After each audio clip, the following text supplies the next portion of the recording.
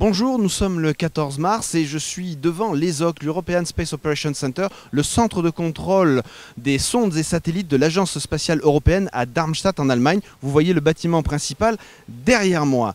Donc le lanceur russe Proton vient de réussir la phase la plus dynamique du lancement, c'est-à-dire d'accélérer à grande vitesse pour amener sur orbite la sonde ExoMars 2016 de l'Agence spatiale européenne.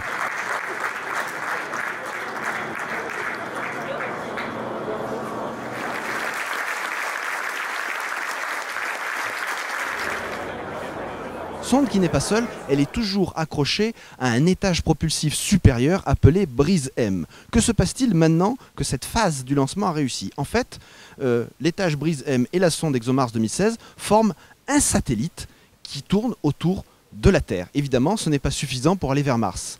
Donc l'étage Brise M va se mettre en route à intervalles réguliers afin de gagner de la vitesse. Et au bout d'un moment, la vitesse sera telle que l'étage Brise M et la sonde vont partir vers la planète rouge. À 21h30 heure française, la sonde ExoMars 2016 va se séparer de cet étage propulsif russe et c'est à ce moment-là que nous aurons en fait une sonde européenne qui vogue vers Mars. Une heure plus tard, vers 22h30, la sonde aura déployé ses panneaux solaires et elle nous enverra un bilan de santé. Donc tout au long de la journée, nous allons vous tenir au courant grâce au fil Twitter de la Cité de l'Espace qui s'affiche en bas de l'écran. Nous espérons aussi avoir des interviews et nous restons en direct au moins jusqu'à 22h30 pour vous confirmer le bon lancement de cette sonde ExoMars 2016 qui marque le retour de l'Europe autour de Mars. N'oublions pas qu'en 2003, décembre 2003, Mars Express de l'Agence spatiale européenne s'était placé sur orbite autour de la planète rouge.